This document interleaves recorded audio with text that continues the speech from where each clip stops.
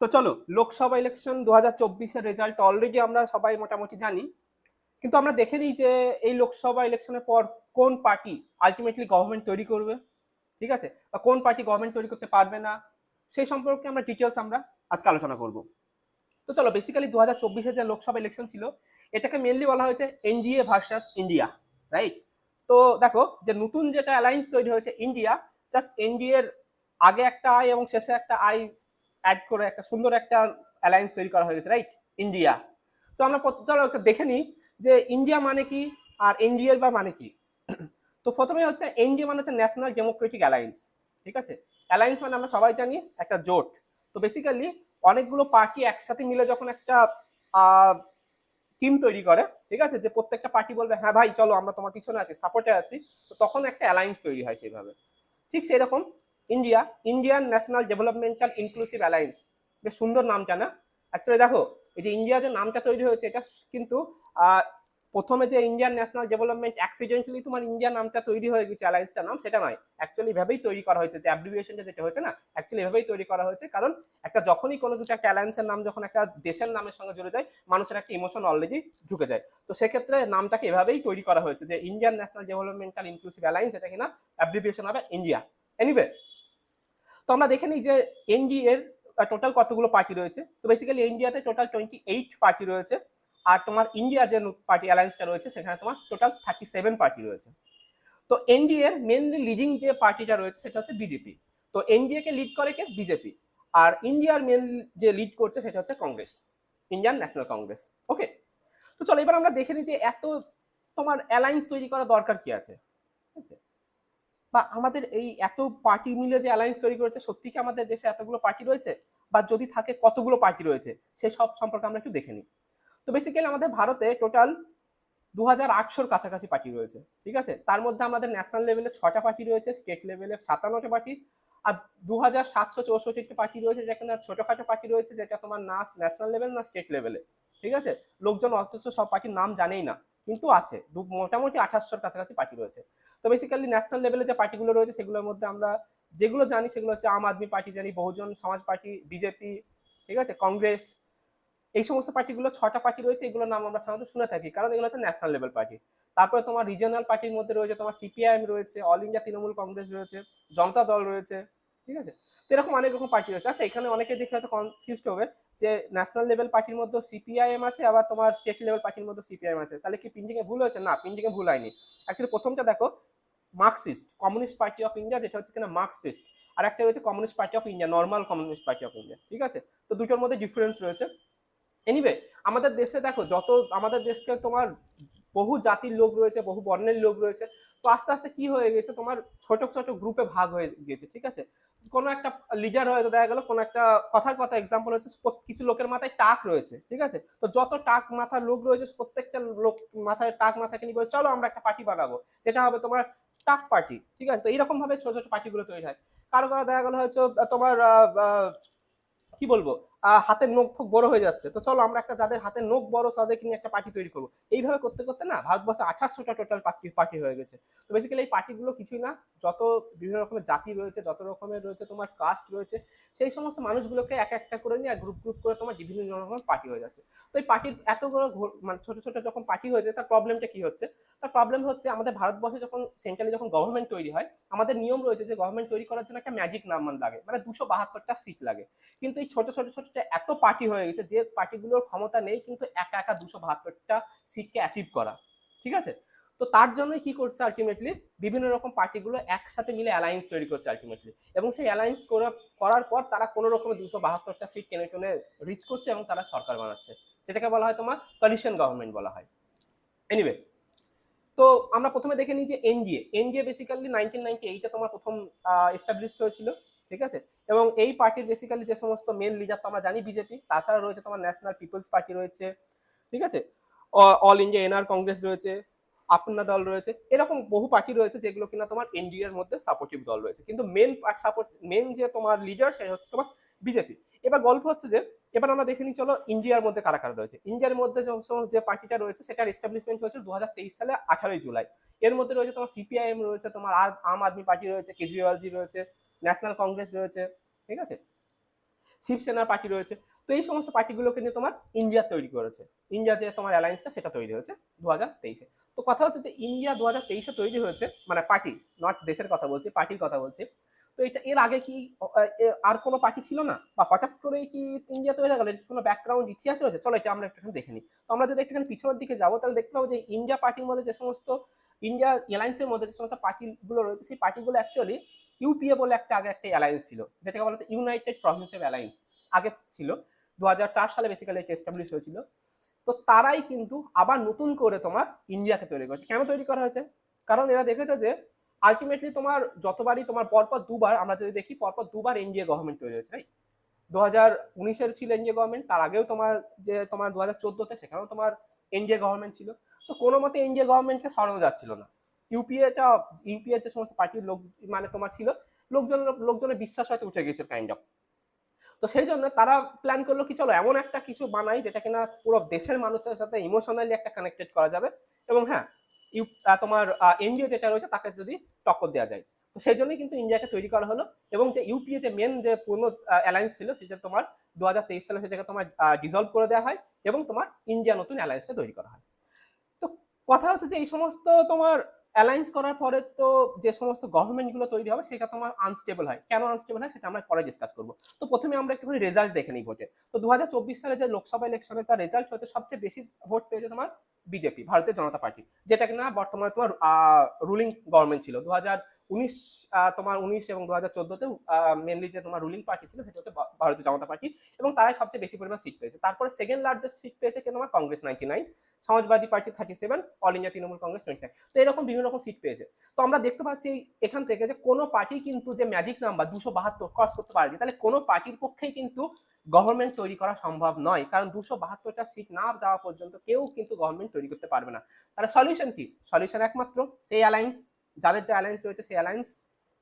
তো তাহলে দেখা যাক এনডিএ কতগুলো সিট পেয়েছে। তো এনডিএ যে অ্যালায়েন্স রয়েছে, যেটা তোমার লিডার পার্টি হচ্ছে ভারতীয় জনতা পার্টি, তারা সিট পেয়েছে টোটাল 294টা। ঠিক আছে।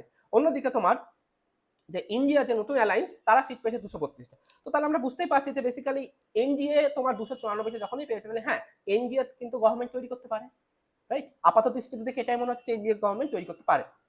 কিন্তু এখানে একটা টুইস্ট আছে। টুইস্টটা হচ্ছে দেখো, এনডিএ যে সমস্ত পার্টিরা মিলে এনডিএ তৈরি করেছে, সেই সমস্ত পার্টিগুলো কিন্তু লিগালি কোনো বাইন্ড নেই।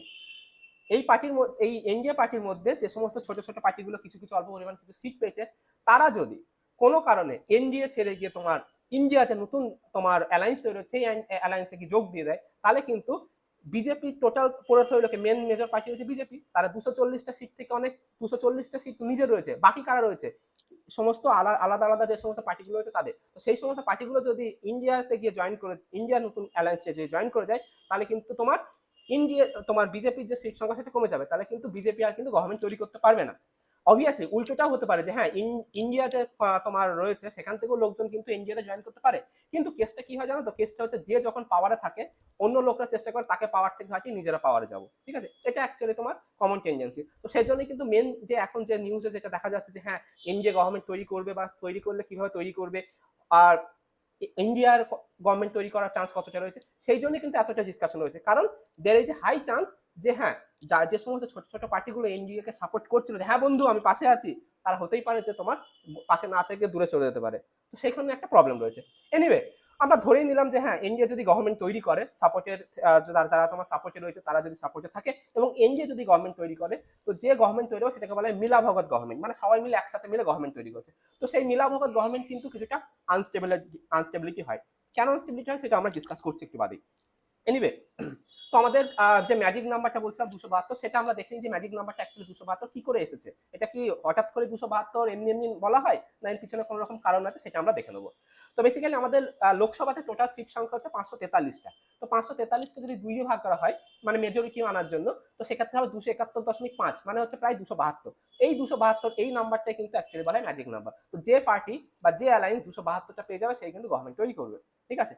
তো আমরা দেখলাম ভারতীয় জনতা পার্টি 240, ইন্ডিয়ান কংগ্রেস তোমার 99। তো দুজনের মধ্যে কেউই কিন্তু গভর্নমেন্ট তৈরি করতে পারছিল না।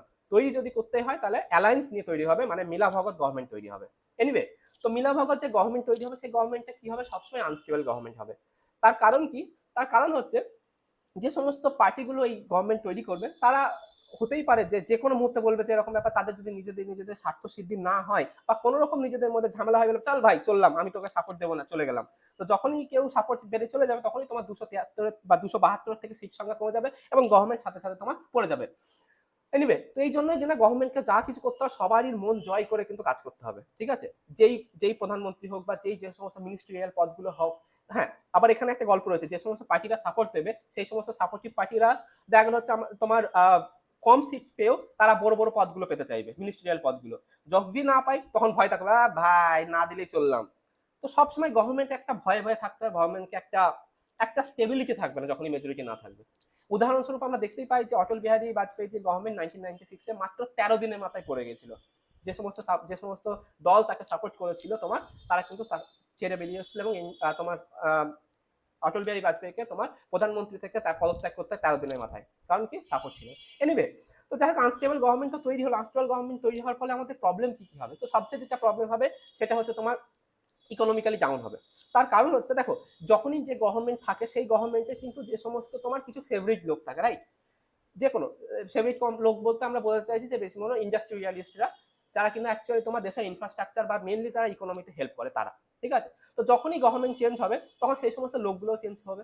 তো যখনই একটা থেকে আরেকটা জায়গায় সুইচ হবে, যে নতুন করে যে পাওয়ার যে তোমার পাওয়ারে আসবে, তারা নতুন করে আবার তাদের ইনফ্রাস্ট্রাকচার সাজাতে হবে, রাইট? তাহলে পুরোনো যে ফেভারিট লোকগুলো ছিল তারা অলরেডি তোমার ইনফ্রাস্ট্রাকচার রেডি করে বসেছিল, তারা কিন্তু মার্কেট ডাউন হয়ে যাবে। তো যখনই কোনো কোম্পানি যখন তোমার মার্কেট ডাউন হবে বা তার যখন প্রবলেম শুরু হবে, তখন যেখানে সেটা দেশের ইকোনমিকেও তোমার ডাউন হবে। শুধুমাত্র তাই নয়, আনস্টেবল গভর্নমেন্ট যখনই থাকবে, যে সমস্ত বিদেশি যে সমস্ত কোম্পানিগুলো রয়েছে সে সমস্ত কোম্পানিগুলো ভারতবর্ষে কিন্তু ইনভেস্টমেন্ট করতে ভয় পাবে। কারণ তারা সবসময় ভাবে ইনভেস্টমেন্ট করবো, হতেই পারে কালকে গভর্নমেন্ট চেঞ্জ হয়ে গেল। তো গভর্নমেন্ট চেঞ্জ হওয়ার সাথে সাথে যে গভর্নমেন্ট হয়তো আমাদেরকে বিভিন্ন রকম অ্যাডভান্টেজ দিচ্ছিল এবং যাদের সোর্সে আমি গিয়েছি, সেই গভর্নমেন্ট যদি চেঞ্জ হয়, অরিজিনাল গভর্নমেন্ট আসে, তখন আমাদের কত পাত্তা দেবে না। তার থেকে বেটার যা ইন্ডিয়াতে ইনভেস্টমেন্টই করবো না। ফলে কিনা আস্তে আস্তে আস্তে দেখা যাবে ইন্ডিয়ার ইকোনমিক যে গ্রোথটা একটা স্টেবল গভর্নমেন্ট থাকার জন্য যেটা হয়, বা একটা লং টাইম কোনো গভর্নমেন্ট থাকার জন্য যেটা হয়, সেটা কিন্তু প্রবলেম হবে। আরো কি প্রবলেম হতে পারে? আরো প্রবলেম হবে তোমার হচ্ছে করাপশন বেড়ে যাবে, ঠিক আছে? বিভিন্ন রকম যে স্ক্যাম, ঠিক আছে, পুরোনো যে সমস্ত আমরা স্ক্যাম গুলো দেখেছিলাম, সেই সমস্ত ঘাটালা, যেটাকে বলা হয় ঘাটালা বা তোমার স্ক্যাম, সেগুলো বেড়ে যাবে। তার কারণ হচ্ছে যে সমস্ত তোমার মিলাভগত যে গভর্নমেন্ট তৈরি হবে, বিভিন্ন পার্টির লোকেরা হতেই পারে বিভিন্ন রকম মিনিস্ট্রিয়াল পদ থেকে বিভিন্ন রকমের ঘাপলা করবে, এবং ঘাপলা করার পরে যখনই দেখো একটা একটা পার্টিকুলার কোনো পার্টি যদি কোনো কিছু ঘাপলা করে, তোমার মানুষ চোখে আঙুল দেবে যে এরকম ব্যাপার, ওই পার্টি ঘাপলা করছে, রাইট? এবার বিভিন্ন রকম পার্টি একসাথে মিলে যখন ঘাপলা করে, তখন কাকে দোষ দেবে মানুষ, রাইট? তো সবাই নিজেদের মধ্যে করে চলো কিছু না কিছু ঘাপলা করতে পারি, এবং সেই সমস্ত ঘাপলাগুলো কিন্তু যে সমস্ত পাওয়ারফুল যে গভর্নমেন্ট, মেনলি যে সময় গভর্নমেন্ট হবে, সে কিন্তু ইনভেস্টিগেট করতে পারবে না তাদের মিনিস্টারদের উপর, রাইট? কারণ যদি কিছু টাইট কিছু অ্যাকশন নিতে চাই, বলে বলে ভাগলাম, গভর্নমেন্ট গেড়ে যাবে, রাইট? গভর্নমেন্ট পড়ে যাবে। তো এটা একটা প্রবলেম আছে। আরো কি প্রবলেম রয়েছে? তোমার ডেভেলপমেন্টের প্রবলেম রয়েছে, কারণ একটা স্টেবল গভর্নমেন্ট যখনই থাকবে, তখন একটা যে গভর্নমেন্ট বর্তমানে রয়েছে সেই গভর্নমেন্ট যদি থাকে, তার অলরেডি তার একটা রোড ম্যাপ তৈরি করা রয়েছে। হ্যাঁ, এইটার পর এটা ইনফ্রাস্ট্রাকচার ডেভেলপমেন্ট হবে, ওটার পর ওটা তৈরি হবে, বা তার যে সমস্ত প্রোপাগান্ডা বা তার যে সমস্ত এজেন্ডা, সে সমস্ত অলরেডি ফিক্স। কিন্তু অন্য গভর্নমেন্ট যখনই আসে, তাকে আবার নতুন করে তাকে শুরু করতে হবে, রাইট? তো তার জন্য অবভিয়াসলি আমরা দেখতে পাবো যে ইন্ডিয়া ডেভেলপমেন্টের গ্রোথের ক্ষেত্রে কিন্তু একটা প্রবলেম দেখা দেবে।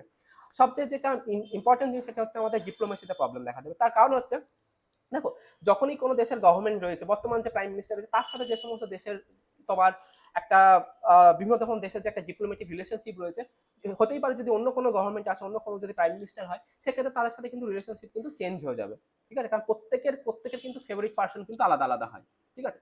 আরো একটা হচ্ছে আমাদের ইন্টারনাল, যখন একটা গভর্নমেন্ট যখন স্টেবল হবে না গভর্নমেন্ট, তাহলে বাইরে মানে এক্সটার্নাল যে সমস্ত প্রবলেমগুলো রয়েছে, ঠিক আছে, বিভিন্ন রকম দেশের সঙ্গে যে সমস্ত বিবাদগুলো রয়েছে, সেই সমস্ত দিকে আমাদের নজর দিতে পারবো না। কারণ গভর্নমেন্ট নিজের কুর্সি বাঁচাবে নাকি তোমার বাইরের কোনো প্রবলেম সলভ করতে যাবে, তাই না? তো সেক্ষেত্রে যে বাইরে এক্সটার্নাল যে সমস্ত প্রবলেমগুলো রয়েছে, সেগুলো কিন্তু ততটা কিন্তু হবে না। আগে বলে যে মানুষ আগে নিজের সংসার সামলায়, তারপরে কিন্তু পাড়ার সমস্যা সামলায়, না? তো ভারত যদি এখন নিজেদের গভর্নমেন্ট আনস্টেবিলিটির জন্য নিজেকেই প্রবলেমকে সবসময় দেখতে হয়, তাহলে আর বাইরের সমস্যা, মানে বাইরের যে সমস্ত ডিপ্লোমেটিক ডেভেলপমেন্ট হচ্ছে বা বাইরের যে সমস্ত একটা ডিপ্লোমেটিক রিলেশনশিপ, সেগুলোর দিকে নজর রাখতে পারবে না।